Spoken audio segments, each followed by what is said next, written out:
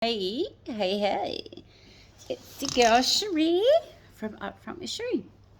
So this week, instead of getting a peer to come on and have a chat with us, I decided that I will be doing my own little an interview on myself.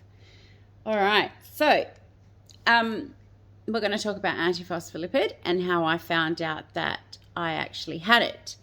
So, in 2008, I fell pregnant and everything was going fine. And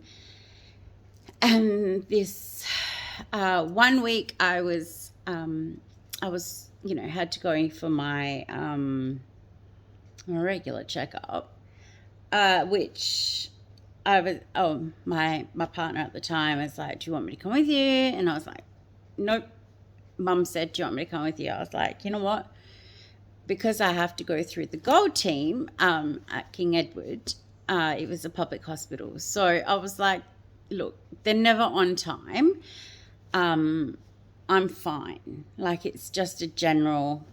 So go in, do the whole process, waited 2 hours, and then I got to see my doctor. So my doctor was like, "How's everything going?" And I'm like, "Fine." I said, "Oh my gosh, guess what?" I said, "My daughter," because I knew I was having a girl. I was like, "My daughter loves Home and Away."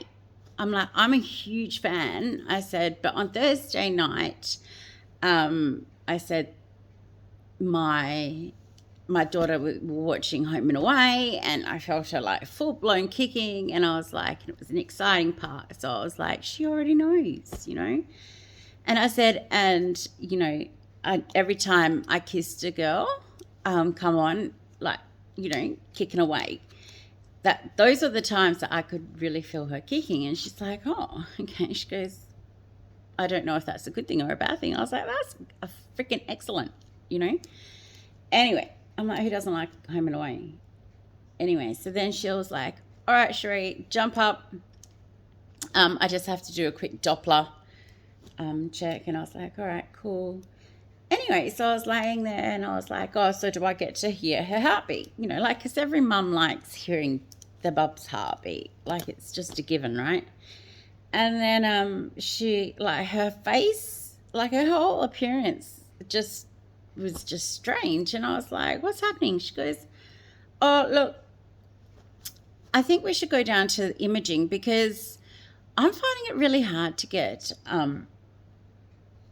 hear a heartbeat." She goes, "But don't be alarmed. It can happen." Right? So I was like, okay. So we ended up walking down the long corridor. So we get to imaging, and by this time, like, we're going straight through. We're not waiting. There was there was a lot of people in the waiting room, but VIP straight through. And then I was laying there, and she's like, "Oh, do you mind if we have another feel?" Blah blah blah. I was like, go for gold type thing. And then 3 doctors come in, and then there's like 5 nurses, and then I'm like, okay, like, what's going on here? And then yeah, she was like, uh, I had to do an internal scan. She goes, "Oh, um, I am so sorry. I have to tell you that I can't find a heartbeat." And I was like, there's my baby. Like, I could see the bubs there. And she's like, "Unfortunately, Cherie, your daughter's passed on." Like, you know, like, yeah. So I was like, okay. Like, in that moment, you're like, fuck, can we go back 4 hours? Just let's go back to 4 hours. I was happy with 4 hours before. And then, like, I was like, why are all these people, like, staring at me? Like, they've got it wrong. And she was like, "No, we definitely, like, we don't." And I was like, "Okay." And she goes, "But I want to take some blood tests to see what your levels are, blah, blah, blah." And I was like, "Okay." And she's like, "Oh, we'll go back to the rooms. And I was like, all right. And then we're walking down, and I remember the corridor, it's like 100-meter all the way down. And I was like, I was just so super. Yes. So, sorry.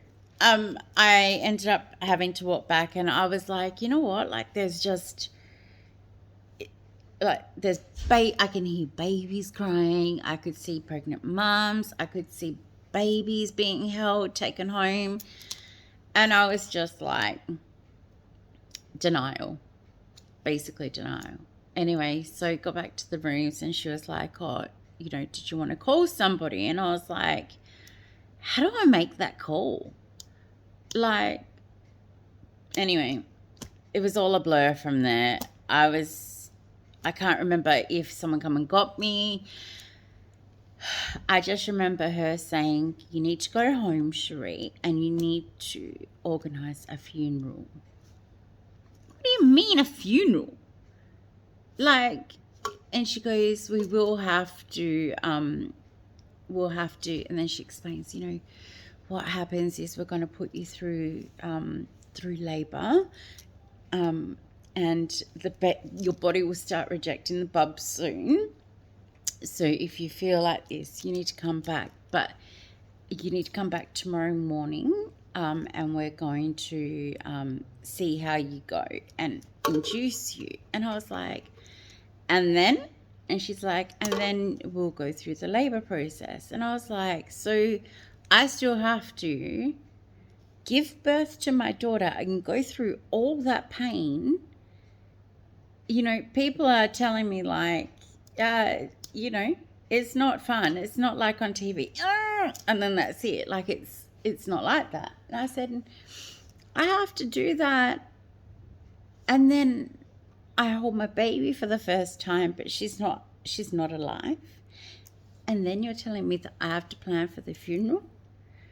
I was just like, you know what, like this is way too freaking much. So anyway, I remember my dad, my dad's been FIFO our whole life.